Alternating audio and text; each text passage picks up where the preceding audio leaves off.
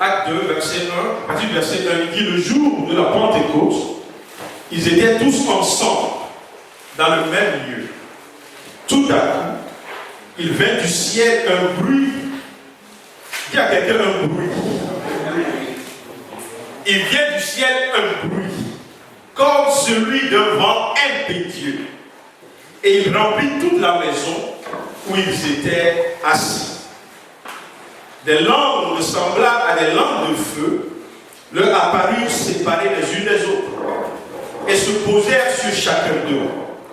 Et ils furent tous remplis du Saint-Esprit et se mirent à parler en d'autres langues, selon que l'Esprit leur donnait de s'exprimer.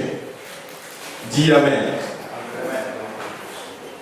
On va lire dans le livre de Deutéronome, chapitre 16.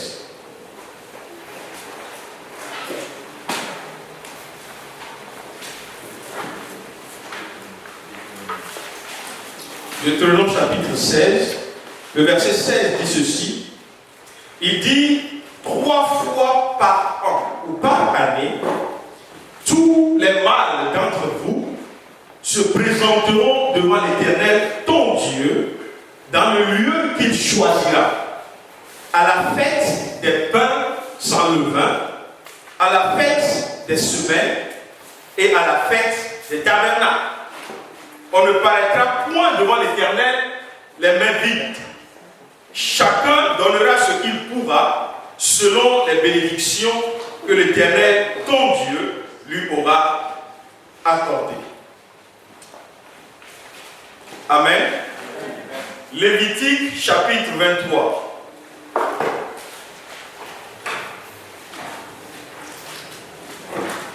Verset 15.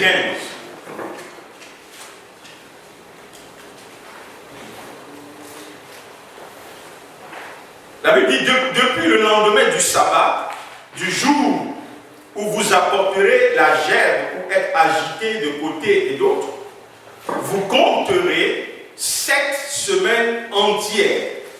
Vous compterez 50 jours jusqu'au lendemain du 7e sabbat et vous ferez à l'Éternel une offrande nouvelle. Vous apporterez de vos demeures 2 pains pour qu'ils soient agités de côté et d'autre. Ils seront faits avec 2 dixièmes de fleurs de farine et cuits avec du levain. Ce sont les prémices à l'Éternel. Amen. Aujourd'hui, vous savez tous certainement que après la Pâque, on a la Pentecôte. N'est-ce pas? Et certainement dans les 4 semaines qui viennent, on a 4 semaines pour arriver, 4 semaines après ce dimanche, pour arriver à la Pentecôte. Et donc, je crois que ce serait intéressant que nous rentrons dans un temps où nous méditions sur le temps de la Pentecôte, jusqu'à ce qu'on arrive au dimanche de la Pentecôte et s'attendre à ce que Dieu a pour nous par rapport à la saison de la Pentecôte. Alléluia. Alors, vous savez tous que, bon, vous le savez certainement, que quand on parle de Pentecôte, des fois on a l'impression que la Pentecôte est arrivée comme après Christ, dans le Nouveau Testament. Mais en réalité, la fête de Pentecôte existait depuis. Alléluia. Et donc, on va regarder, on va commencer par là, on va regarder ce matin, le plus rapidement possible, qu'est-ce que Dieu avait en tête par rapport au temps de la Pentecôte, par rapport à la saison de la Pentecôte. La Bible nous dit, on a vu tout à l'heure, quand on a lu dans Deutéronome, on a vu que c'était une commande de la part de Dieu, c'était un ordre de la part de Dieu, que 3 fois dans l'année, vous voyez, les hommes viennent, ou bien doivent venir vers Dieu, doivent venir rencontrer Dieu dans un lieu, ou bien en un lieu que Dieu a choisi lui-même. Et en l'occurrence, au temple de Jérusalem. Donc tous les Juifs qui étaient en dehors de Jérusalem devaient venir au moins 3 fois dans l'année pour célébrer à Jérusalem un des festivals que vous connaissez. Je l'ai vu tout à l'heure dans le passage que j'ai lu. Donc il y a la fête des pains sans levain qui commémore la sortie d'Égypte, n'est-ce pas? Et on l'appelle aussi la Pâque. Okay? Et puis il y a la fête des semaines, qui est la Pentecôte, qui se passe 7 semaines juste après la Pâque. Et j'aime bien le terme hébreu, ou je ne sais pas qui est Shavuot, qui est la fête de Pentecôte. J'aime bien ce terme. Et puis, il y a la fête des tabernacles. Mais aujourd'hui, ce qui nous importe, c'est le deuxième festival, la fête de Pentecôte. Okay? J'ai dit la fête des semaines. Okay? En fait, on l'appelle aussi la semaine des semaines. Parce que ça fait 7 fois 7. En fait. Okay? Donc, il y a fait 49 jours. Et puis, c'est le 50e jour que la fête se passe. Now, ce sur quoi je vais attirer notre attention aujourd'hui, c'est dans Colossiens 2, versets 16 à 17. N'y allez pas, je vais lire rapidement. Il dit que personne donc ne vous juge au sujet du manger ou du boire, ou au sujet d'une fête, d'une nouvelle lune ou des sabbats. C'était l'ombre des choses à venir, mais le corps est en Christ. En réalité, tout ce qui a été fête, festival, tout ce qui a été introduit dans l'adoration juive à Dieu, voyez, n'était qu'une ombre de ce qui allait venir. Donc, y compris la fête de Pentecôte que les Juifs célébraient, c'était un signe, c'était une ombre de quelque chose qui allait venir plus tard. Non.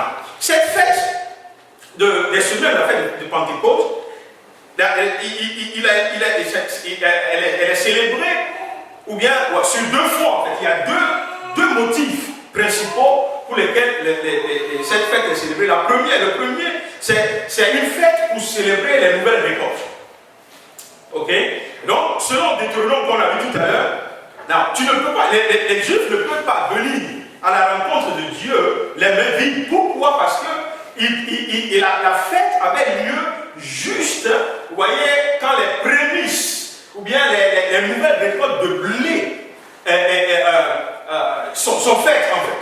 Donc quand tu viens à Dieu avec les prémices de ce que tu as récolté. Now, j'ai lu quelque part et ça m'a beaucoup fait du bien, que vous voyez, quand la Bible parle souvent de prémices, ce n'est pas forcément dans l'ordre chronologique. Est-ce que vous suivez un peu? C'est-à-dire quand on parle des prémices du blé, ce n'est pas parce que c'est la première tige qu'on a arrachée qu'on amène à Dieu. Mais quand on parle des prémices, on parle de ce qui est le meilleur. Vous voyez, ce qui est top. Donc, dans ce que vous emmenez à Dieu, vous emmenez ce qui est tu vois, les meilleurs de la récolte. Merci, Sony. Je ne sais pas que tu es là aujourd'hui. Tu amènes à Dieu les meilleurs de cette récolte. Et c'est ça la prémisse. On a dit tout à l'heure, ils en faisaient 2 baguettes en fait, et puis bon, il y avait une cérémonie à faire, ils agitaient ça. Ce n'est pas ça qui est très important ce matin. Ce qui est important ce matin, c'est que nous devons savoir que la fête de Pentecôte, comme il l'a célébrée dans le temps, vous voyez, c'était une fête par rapport bien durant laquelle, vous voyez, tu viens avec ce que Dieu t'a donné au niveau de la récolte, mais le meilleur de ce que tu as. C'est aussi, vous l'avez certainement deviné, une action de grâce, puisque on vient aussi pour se réjouir de ce que Dieu a libéré ses bénédictions dans nos vies. Donc tout le temps que les gens ont semé et ont récolté, vous voyez, tout ce qu'ils ont récolté pour eux, et c'est normal, quand tu fais une récolte, c'est une bénédiction de la part de Dieu. Donc, on vient ensemble aussi pour présenter à Dieu, pour se réjouir et pour faire une action de grâce, afin que Dieu soit glorifié à travers les bénédictions qu'il leur a accordées. Mais aussi, et je crois que c'est ce qui est le plus important, c'est un rendez-vous divin. C'est un rendez-vous avec Dieu. C'est une rencontre avec Dieu. Donc la fête de Pentecôte, même quand on considère sur le plan agricole et de la manière dont il célébrait, c'est un temps de rencontre avec Dieu. Parce que Dieu les rencontrait à Jérusalem et tout le monde devait venir là-bas. Ensuite, on nous explique aussi que la fête de Pentecôte célébrait aussi comment dit ça là, comment ça s'appelle, la Torah, ou bien les lois que Dieu a donné à son peuple à travers Moïse. Ok? Donc, cette fête était aussi pour se remémorer de cet acte que Dieu a fait en donnant à son peuple une loi qui devait désormais les conduire, devait désormais les régir en tant que peuple de Dieu. Donc si on suit la logique, c'est le temps de l'alliance de Dieu avec son peuple en fait. Parce que c'est à ce moment que Dieu leur a dit, voici comment vous marcherez, et voici comment est-ce que moi aussi je vais me comporter, je vais marcher avec vous. Donc la fête de Pentecôte, qui était célébrée, était aussi ce temps où on se rappelait de l'alliance dans laquelle on est rentré avec Dieu et comment est-ce que Dieu a promis, a fait des promesses et où Dieu aussi s'attend à ce que, comme peuple, il puisse aussi servir Dieu, chercher Dieu, venir à la rencontre de Dieu quand Dieu le voulait, quand Dieu le désignait et là où Dieu désignait que la rencontre se fasse. Et donc, c'était une façon de sceller l'alliance de Dieu avec son peuple. Là. Ça, c'est un peu ce qui s'est passé ou se passait dans l'Ancien Testament par rapport à la fête de Pentecôte. Et comme vous le savez, certainement, si vous allez on a lu tout à l'heure Actes des Apôtres chapitre 2, vous vous souvenez que la Bible dit que tous les Juifs qui étaient en dehors de Jérusalem étaient venus ce jour-là. Avant que le Saint-Esprit ne tombe sur le peuple de Dieu, sur les apôtres, il y avait toute la population des Juifs qui étaient venus en ce jour-là à Jérusalem. Donc c'était une tradition de longue date. Donc ils venaient toutes les années, à cette époque, ils venaient pour célébrer cette fête. Mais si vous allez avec moi dans le livre de Jean, chapitre 16, il dit, je suis en train d'aller très vite, Jean chapitre 16, verset 12 au verset 14, je vais lire. Il dit, j'ai encore beaucoup de choses à vous dire. Ça, c'est Christ qui parlait. Mais vous ne pouvez pas les porter maintenant. Quand le consolateur sera venu, l'Esprit de vérité, il vous conduira dans toute la vérité. Il me glorifiera parce qu'il prendra de ce qui est à moi et vous l'annoncera. La même chose quand on va dans Actes chapitre 1, il dit au verset 4, comme il se trouvait avec eux, il leur recommanda de ne pas s'éloigner de Jérusalem, mais d'attendre ce que le Père avait promis, ce que je vous ai annoncé, leur dit-il. Car Jean a baptisé d'eau, mais vous, dans peu de jours, vous serez baptisés du Saint-Esprit de Dieu. Quand Christ faisait ses promesses, quand Christ parlait de ces choses, personne ne savait à l'époque que ces choses arriveraient au jour de la Pentecôte. Parce qu'il n'avait pas donné de date, ni de nombre de jours, où il leur annonçait quelque chose qui allait arriver. Mais la suite de Actes des Apôtres nous montre que toutes ces choses, que les choses que Christ a promis, l'Esprit de Dieu, parce que c'est de lui qu'il s'agit pour la Pentecôte. Et on va, certainement dans les semaines qui viennent, on va réfléchir, on va méditer par rapport au Saint-Esprit pour arriver vraiment rempli de la révélation pour le jour de Pentecôte. Mais j'étais en train de dire donc que c'est de l'Esprit de Dieu qu'il s'agit, on parle de la Pentecôte. Et donc personne ne pouvait imaginer que la Pentecôte que eux ils fêtaient, ou ils fêtaient dans l'Ancien Testament, était en fait une ombre de la venue du Saint-Esprit de Dieu. D'une ère nouvelle, de quelque chose de nouveau qui allait se passer. On peut voir, voyez donc, la Pentecôte que nous célébrons en tant que chrétiens par rapport à la venue du Saint-Esprit, on peut la voir aussi sur deux fronts. D'abord, on peut la voir comme une prémisse, parce qu'on a vu tout à l'heure que c'est les prémices que le peuple emmenait dans le temps pour la fête de Pentecôte, pour remercier Dieu et pour faire une action de grâce. Ok? La prémisse dont il s'agit maintenant quand nous parlons du Saint-Esprit de Dieu, ce ne sont certainement pas les blés, n'est-ce pas? Ce ne sont certainement pas les baguettes de pain, mais il y a quelque chose de nouveau qui allait se passer ce jour-là. Et on peut voir donc que, vous voyez, il y a, à partir de ce jour, il y a une nouvelle génération d'enfants de Dieu qui va naître. Et vous voyez, depuis ce temps jusqu'à la Pentecôte, on était, comment je vais dire ça? On était enfants de Dieu sous l'ancienne alliance. On était enfants de Dieu de manière géographique ou territoriale. C'est-à-dire qu'on appartenait à un peuple. donc on était enfant de Dieu si on appartenait à un peuple en particulier. Et en l'occurrence, le peuple juif. Alléluia. Et donc, le temps va arriver où la réelle chose va venir à accomplissement. C'est-à-dire une nouvelle génération d'enfants de Dieu qui ne seront nés ni de la chair ni du sang. Alléluia. Qui n'auront aucune obligation territoriale, aucune obligation de race, aucune obligation de taille, aucune obligation de capacité, mais qui seront tout simplement nés de l'Esprit de Dieu. Alléluia. Donc une appartenance qui ne serait plus du tout, voyez, au niveau physique, mais ça devient une révélation au niveau du cœur. Ça devient on rentre désormais dans une alliance avec Dieu par rapport à ce que nous croyons dans nos cœurs, par rapport à la mort, à la résurrection de notre Seigneur Jésus-Christ et de ce qu'il est venu faire à la croix de Golgotha.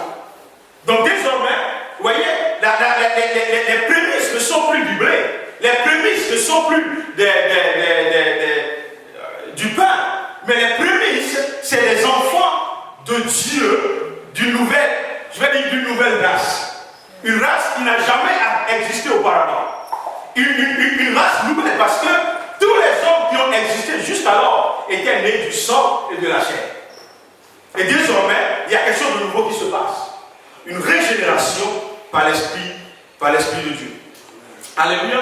Jacques chapitre 1 verset 18 nous dit: il nous a engendrés selon sa volonté par la parole de vérité, afin que nous soyons en quelque sorte les prémices de ses créatures.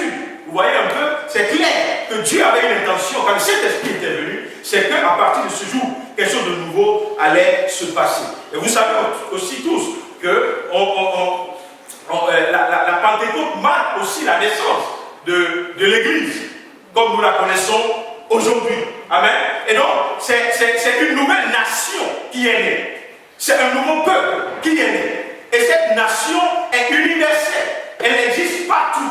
Et elle contient tous ceux qui ont le droit de participer dans l'alliance avec Jésus-Christ. Cette nation nouvelle qui s'appelle l'Église, vous voyez, n'est plus désormais une nation que Dieu va appeler à le rencontrer 3 fois par an. Mais c'est désormais une nation vers laquelle Dieu même va descendre sous la forme de son esprit et va demeurer au milieu de cette nation pour toujours. Et c'est pour cela que la Bible nous dit que Christ, par son esprit, habite en nous. Donc on n'a plus, vous voyez, le temps, je crois que c'est très puissant. Quand on voit comment est-ce que Dieu, dans toute sa sagesse, conduit les choses petit à petit jusqu'à une révélation totale de ce que lui, il avait dans son cœur dès le départ. Et donc, toi et moi, on appartient à une génération nouvelle, à une race nouvelle. Il n'y a point d'autres peuples et d'autres races comme la race à laquelle toi et moi, nous appartenons. Nous sommes différents dans notre naissance. Dans la régénération, nous sommes différents. Nous avons quelque chose de nouveau. Alléluia. Et aussi, vous voyez, il y a souvent, j'ai dit tout à l'heure en parlant de l'aspect, c'était aussi la fête pour se rappeler de la Torah, des enseignements que Dieu a donnés à son peuple pour pouvoir conduire son peuple. Est-ce que vous savez qu'avec la venue du Saint-Esprit, il y a désormais une autre manière de nous enseigner. La Bible nous dit que l'Esprit de Dieu, par l'Esprit de Dieu, la parole de Dieu est désormais inscrite dans nos cœurs. Donc la parole de Dieu n'est plus désormais sur une tablette ou sur comment ça on appelle ça, le rouleau des juifs. C'est la Torah. C'est ce qu'on appelle. Ok. Donc la parole de Dieu n'est pas seulement, vous voyez, il y a une fois quand les gens venaient, on déroulait la Torah et puis on lisait la parole de Dieu. Mais désormais, la saison nouvelle est arrivée où la parole de Dieu est déjà inscrite dans le cœur de chacun d'entre nous. Donc Dieu veut désormais conduire son peuple, pas par des enseignements de la Torah, mais il veut nous conduire par son esprit qui est engravé en nous, qui est en nous, et par lequel nous avons la révélation de la parole de Dieu. C'est pour cela que quand tu marches, vous voyez, des fois tu n'as pas besoin d'ouvrir la Bible pour savoir que l'Esprit de Dieu n'est pas content avec ce que tu es en train de faire là où tu vas, la situation dans laquelle tu es, parce que tu sais et tu sais et tu sais en toi. Est-ce que vous savez que la Bible dit que c'est l'Esprit de Dieu qui rend témoignage à notre esprit que nous sommes enfants de Dieu. Là, quand je me dis souvent cette parole, je dis quoi? C'est normal que personne ne pourrait te comprendre. Parce que est-ce que tu pourras expliquer à quelqu'un que tu sais que tu es enfant de Dieu? Tu ne peux pas, parce qu'il n'y a pas de démonstration à faire. Tu le sais parce que tu sais par ton esprit qui a reçu le témoignage de l'Esprit de Dieu que tu es enfant de Dieu. Donc quand tu le dis, on penserait que tu es orgueilleux, on penserait que tu es imbu de toi-même, mais en réalité tu dis quelque chose qui vient de ton esprit et que l'homme charnel ne peut pas comprendre, ne peut pas saisir. Alléluia. Est-ce que vous me suivez un peu ce matin? Donc c'est important que nous comprenions que, voyez, le nouveau peuple qui est né désormais, Dieu veut conduire ce peuple lui-même. Dieu veut être là, il veut être au milieu du peuple. Il a passé du temps où, voyez, c'est périodiquement où il venait. Et puis, le peuple aussi va venir, il va avoir une rencontre. Mais Dieu veut désormais faire quelque chose de nouveau. Dieu veut nous conduire. C'est pourquoi la Bible dit que l'Esprit de Dieu est celui qui nous guide. Vous voyez, Christ dira, quand il viendra, le consolateur, il vous enseignera ce que moi je ne voudrais pas dire, il vous le dira. Pourquoi? Parce que désormais, la vie de Christ sur la terre a été, comment on dit, a été limitée dans le temps. Mais désormais, il faut qu'il soit présent lui-même au milieu de nous, mais de manière illimitée. C'est-à-dire où le temps n'aura plus d'effet. Et c'est pour cela que Dieu est revenu habiter au milieu de son peuple, en temps, sous forme de son esprit. Et le jour de la Pentecôte est le jour qui a marqué le départ d'une telle révolution dans notre relation avec Dieu. Amen. Désormais, Dieu habite en moi. Là, toi si tu peux le dire, désormais Dieu habite en toi. Alléluia. Donc Dieu va maintenant déployer son autorité et sa puissance à travers toi. Amen. Là, est-ce que vous savez que, voyez, avant quand Dieu venait, quand il vient, voyez, il pose des actes de puissance, il pose des actes pour démontrer que lui, il est Dieu, il a autorité. Mais désormais, Dieu dit, voyez, je ne viendrai plus autrement qu'à travers toi, puisque je suis déjà en toi. Donc, les actes de puissance et d'autorité, voyez, qui sont accomplis par Dieu, sont désormais accomplis à travers toi. Donc, tu dois te positionner afin que, voyez, non seulement tu appartiens à cette nouvelle nation, mais que tu reflètes la réalité de cette nouvelle nation. Donc, Dieu, il y a mis ici que Dieu se donne plus qu'un peuple, mais il fait de son peuple son habitation. Je l'aime bien. Ben, regardez, maintenant, il n'y aura plus ni juge, ni loi. Mais Dieu lui-même rentre en relation directe avec son peuple. C'est là où je vais faire une petite parenthèse ce matin. Regardez. Est-ce que vous savez que dans le livre de Deutéronome chapitre 17, à partir du verset 14, Dieu avait déjà dit que quand son peuple arrivera sur la terre promise, et qu'ils se seront décidés de se donner un roi, n'est-ce pas? Il dit, il leur a maintenant donné des conseils de quel genre de roi ils doivent se donner. Et les qualités que ce roi doit avoir, il ne doit pas avoir beaucoup de femmes, il doit être... Bon, vous pouvez aller lire dans Deutéronome 17, verset 14 ou verset 20. Et donc Dieu a déjà parlé par rapport au roi que le peuple va vouloir se donner. Pourquoi? Parce que, vous voyez, Dieu, dans sa relation avec les hommes, voyez, a toujours voulu que quelqu'un soit son représentant. Quelqu'un soit en autorité sur son peuple. Et que celui qui est en autorité sur le peuple de Dieu, quelle que soit sa position, doit recevoir de Dieu. C'est pourquoi il a dit, quand vous donnerez un roi, rassurez-vous que ce soit un roi que Dieu vous donne. C'est-à-dire que Dieu veut qu'à travers ce roi, il soit toujours en train de conduire son peuple. Même si le peuple, à un moment donné, dit non, Seigneur, nous voulons un roi. Il dit, bon, ok, si c'est le cas, donnez-leur le roi, parce qu'en fait, c'est ce qui s'est passé avec Samuel. Quand ils ont demandé finalement à Seigneur, donne le roi, la Bible dit Samuel était un peu irrité, il dit, mais il a prié Dieu. Dieu a dit, fais exactement ce qu'il dit. Ok? Donc, qu'est-ce que je suis en train de dire? C'est que Dieu n'a jamais voulu être loin de nous. Et puis Dieu n'a jamais voulu que nous fassions nos propres choses. Et j'ai lu une parole qui m'a fait beaucoup de... Je suis très triste. Qui m'a fait beaucoup de bien. Si vous lisez, allez lire dans Ruth, chapitre 1, verset 1. La Bible dit que autant, Ruth 1, 1, il dit autant des juges, le pays tomba en famine. Amen. Now, et puis j'ai réfléchi parce que, en réalité, vous voyez, la manière dont Dieu sait choisir un peuple, vous voyez, Dieu n'a pas prévu que le peuple de Dieu, ou bien le pays qui les habite, soit un pays de famille. Si vous vous souvenez de là où Dieu les avait envoyés, Dieu a été clair, il dit c'est un pays où coulera le lait et le miel. Maintenant, si vous allez dans le livre de Deutéronome, chapitre 28, la Bible nous dit que Dieu leur a dit, si vous suivez mes commandements, si vous obéissez à tout ce que je vous dis, voici les bénédictions qui vont suivre.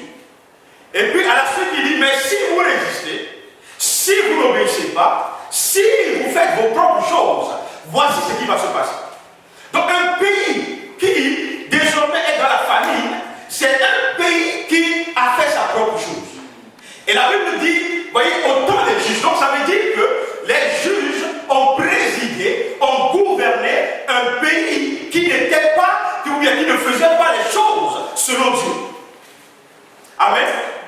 C'est pour cela que la famine est tombée sur le pays, parce que s'ils marchaient, si les juges les conduisaient dans la vérité, dans les voies de Dieu, Dieu ne permettra jamais que la famine frappe le pays. Vous comprenez? Je ne voulais pas dire now, je fais un effort pour vous. Amen. Mais ça va toujours. Maintenant, regardez ce qui se passe. Et ça m'a fracassé quand Dieu m'a montré ceci. Vous voyez, Dieu m'a dit, vous voyez, le temps que nous vivons, là, on peut dire très honnête que nos pays dans lesquels nous sommes, que ce soit ici en Angleterre, dans l'Europe, allez-y aux États-Unis, vous voyez, ils sont en train de traverser des temps de famine. Est-ce que vous comprenez un peu? Pourquoi? Parce que ceux qui dirigent ce pays se sont détournés de Dieu. Ceux qui sont en autorité ne conduisent plus le peuple de Dieu dans les voies de Dieu. Et quand ceci se passe, la famine va arriver. Quand ceci se passe, les temps vont être difficiles. Parce que Dieu a prévu et Dieu a dit que ceux qui vont aller contre lui, vous voyez, on dit souvent, il y a un message que le pasteur Bruce de Petit a fait une fois, et il disait que, vous voyez, quand on dit Dieu juge quelqu'un, on pense que Dieu vient avec un bâton, ou bien un caoutchouc, puis avec le battre la personne. Non. Il suffit que Dieu retire sa main. Il suffit que Dieu dise, vous voyez, la situation dans laquelle tu vas là, moi je peux parler là-bas avec toi. Donc moi je m'arrête.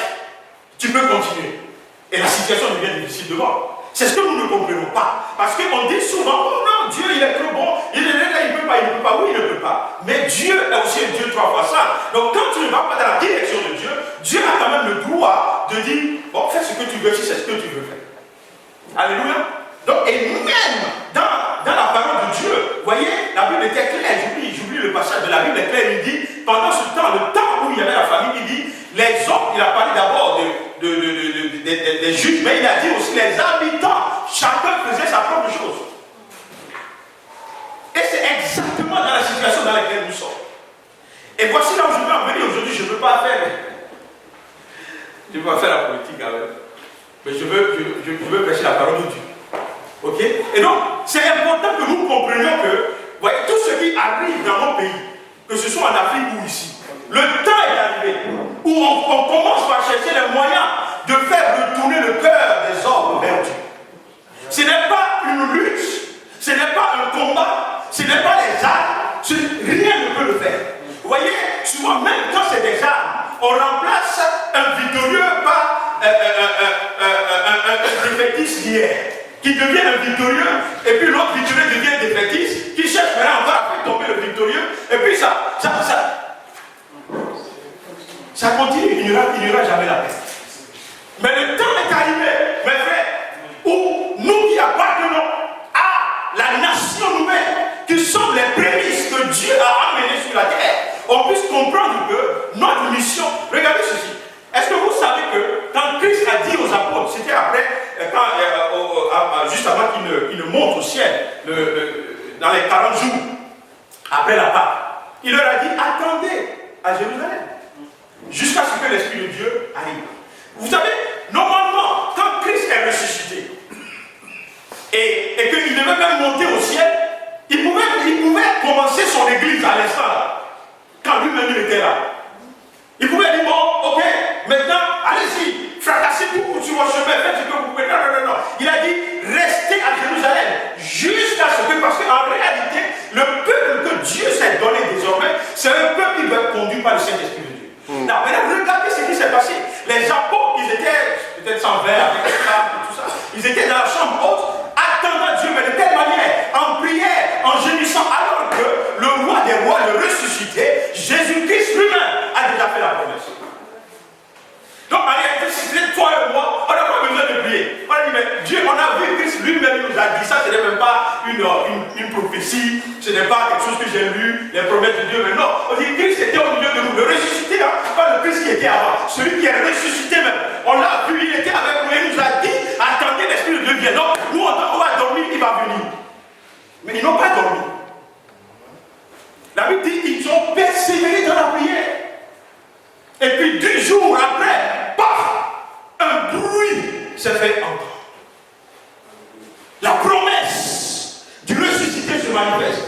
Dieu vient comme sur un char pour prendre le devant de son peuple. Et désormais, voyez, notre vie ne nous appartient plus. Elle est guidée par l'Esprit de Dieu qui vient résider au milieu de nous. C'est pour cela qu'il est important qu'on maîtrise l'Esprit Saint de Dieu. Il est important qu'on le comprenne. Mais revenons à ce que je disais avant, le temps est arrivé pour que nous prions pour nos nations, que nous prions pour les nations même qui nous ont accueillis, comme l'Angleterre. Et moi j'ai la conviction, après avoir reçu cette révélation, que les choses peuvent changer. Si nous laissons nos calculs, si nous laissons nos besoins et que nous nous ajoutons notre Seigneur, le temps doit encore arriver où le Saint-Esprit va descendre. Et quand l'Esprit de Dieu descend, non, tous ces gens qui viennent de partout, ils sont confondus par la puissance et la... Oui, je vais terminer avec ceci. Est-ce que vous savez que c'est pour le jour de la Pentecôte, quand Pierre a fini de prêcher, les gens se sont posé des questions. Ils ont dit, mais est-ce que c'est pas lui là le... Est-ce que vous comprenez? Donc ce n'est pas une affaire de moi je suis petit, moi je viens d'Afrique, moi je suis... Non. Il faut que nous commencions par prier pour que les choses changent. Parce que ce qui change dans cette nation nous affecte nous aussi. Et ce qui change dans nos nations nous affecte aussi. J'ai encore lu quelque chose la dernière fois. Il paraît que dans les 10 dernières années, comment on dit ça, le bénéfice, l'intérêt que le Western Union a fait sur les transferts que nous faisons d'ici pour nos pays, on pourrait éponger toutes les dettes des pays africains. Mais pourquoi nous le faisons? Parce que nos parents vivent dans des pays où il y a la famine, où il y a les troubles, où il y a les difficultés. Des pays qui ne sont pas gouvernés par l'Esprit de Dieu. Des pays qui ne sont pas conduits, où les gens qui sont en autorité ne sont pas conduits par l'Esprit de Dieu. Il faut que nous prions pour ces choses. Alléluia.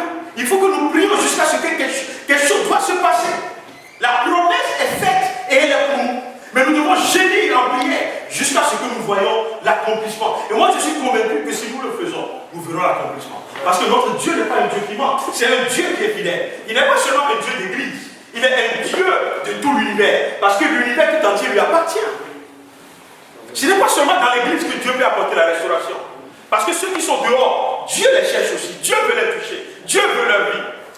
Il dit si ça dépendait de Dieu, nul ne le serait. Parce qu'il veut que tout le monde soit sauvé. Et on doit prier pour ces autorités, on doit prier pour tous ces... Il faut qu'ils fassent l'expérience du Saint-Esprit de Dieu. Pas les expériences, les manipulations des hommes de Dieu, pas ici ou par là. Mais que l'Esprit de Dieu descende même. À midi, quelque part, puis l'Esprit de Dieu descend chez lui, dans son truc là, en train de manger, puis l'Esprit de Dieu est là. Le bouscule, quand il se réveille, il dit non, les voies sur lesquelles on saute. Est-ce que vous savez que dans mon pays, le Togo, la dernière fois, il y a eu un problème, l'opposition, il s'accusait, il disent non, ceux qui sont partis. Ah, c'est le problème. Il dit ceux qui sont partis incendier le grand marché, ils ont été sur un charlatan et le charlatan les a rendus invisibles. C'est pour cela que les policiers ne les ont pas détectés. Et puis l'opposition m'a dit non, c'est vous qui avez vendu le pays et puis ils vont nommer le nom des. C'est-à-dire qu'on ne peut pas s'en sortir. Ils nous ont mis dans tout ce qui est possible, humainement possible de faire pour irriter Dieu. Et je suis sûr que ce n'est pas seulement notre pays, parce que même si on ne parle pas de la sorcellerie, on peut aller dans les trucs mystiques, la franc-maçonnerie et tout ça. Là. Ce sont ces choses qui dirigent, ce sont ces esprits-là qui dirigent nos nations. Et c'est normal qu'à un moment donné, Dieu dit non. Je retire ma main de ces nations. Même les nations prospères, qui n'ont jamais songé une seconde, qui se retrouveront dans des situations comme ça. Si on leur avait dit avant, même si c'est la science, malheureusement la science n'a pas prédit ça. Parce que c'était le bon moyen pour eux de douter de la science. Parce que si la science leur avait dit 10 ans en arrière, que vous arrivez dans cette situation, on va dire, ah, donc la science là n'est pas vraiment exacte. Parce qu'ils ne croiront pas. Mais voici les situations dans lesquelles nous sommes. Si tu vas en Europe, un pays aujourd'hui, on dit on bail out. Demain, il y a un autre qui prend. On bail out. Et puis quand on va bail out le troisième, le premier qu'on a déjà bail out, on dit oh, ça revient encore dans les difficultés. Et puis on dit, look, something has to be done. Mais ce n'est plus un homme. Ils ont toutes les têtes grises. Les économistes, les financiers, non mais ils ont tout ça. Mais ils n'arrivent plus. Le temps est arrivé où les hommes, les enfants de Dieu, doivent se manifester. Pour que le monde sache que nous avons un Dieu qui est au contrôle de toutes choses. La solution, c'est la Pentecôte et la venue de Dieu au milieu de nous. Pour y rester et pour prendre le règne des nations de la terre jusqu'à la fin des temps. Et Dieu a promis qu'il ne nous abandonnera plus. Il sera avec nous jusqu'à la fin des temps, sous forme de son esprit. Que Dieu vienne et envahir nos pays, nos nations, nos vies, des expériences. Vous voyez, on n'a plus besoin d'attendre que ce soit le jour de la Pentecôte pour que l'Esprit de Dieu se manifeste. C'était juste le jour où Christ l'a envoyé, il s'est manifesté aux apôtres. Mais à partir de là, chaque jour, l'Esprit de Dieu est disponible. Chaque jour qu'on prie, chaque jour qu'on fait appel au Saint-Esprit de Dieu, sa visitation est là, sa puissance est là. Quand il vient, la confusion dans le camp de l'adversaire, il commence à conduire son cœur dans des choses que les gens n'ont jamais vues. Dans des trucs vous voyez les conversions, les cœurs qui ont été touchés, les 3000 âmes, jamais vu auparavant. Nos maisons restaurées, nos pays restaurés, toutes ces choses. Qu'est-ce que nous voulons? Que la paix et la prospérité soient dans nos demeures, afin que nous puissions vivre et voir nos parents vivre bien, nos petits frères, nos frères, que tout le monde puisse vivre dans un pays comme Dieu l'a prévu, où coule le lait et le miel. Alléluia.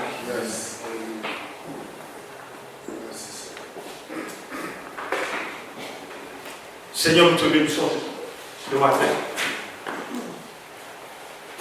Je viens de terminer mon message. Comme je l'ai dit, nous avons plus que jamais besoin du Saint-Esprit de Dieu. Et je prie vraiment le Seigneur que dans les semaines qui viennent, que nous puissions aller en profondeur dans la connaissance du Saint-Esprit de Dieu. Il y a un livre que le pasteur Colin a écrit que je vous recommande. C'est en anglais c'est Knowing the Spirit, connaître le Saint-Esprit. Prenez ce bouquin, ça ne coûte pas cher. Il a été en profondeur dans ce que le Saint-Esprit représentait dans l'Ancien Testament. Quels sont les signes, les symboles de l'Esprit de Dieu et comment est-ce qu'il se manifeste, comment recevoir le Saint-Esprit, comment garder le Saint-Esprit, comment marcher avec le Saint-Esprit, comment être revêtu du Saint-Esprit. Vous voyez, si tu es dans une nation, tu dois maîtriser comment la nation fonctionne. Et pour nous, comment est-ce que nous fonctionnons en tant qu'Église? Ce n'est pas l'Esprit Saint de Dieu. Et on doit maîtriser le Saint-Esprit de Dieu.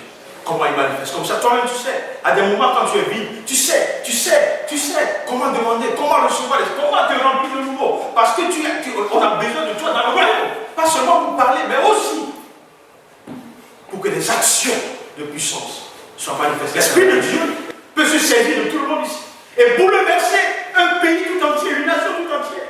Mais frère, c'est possible.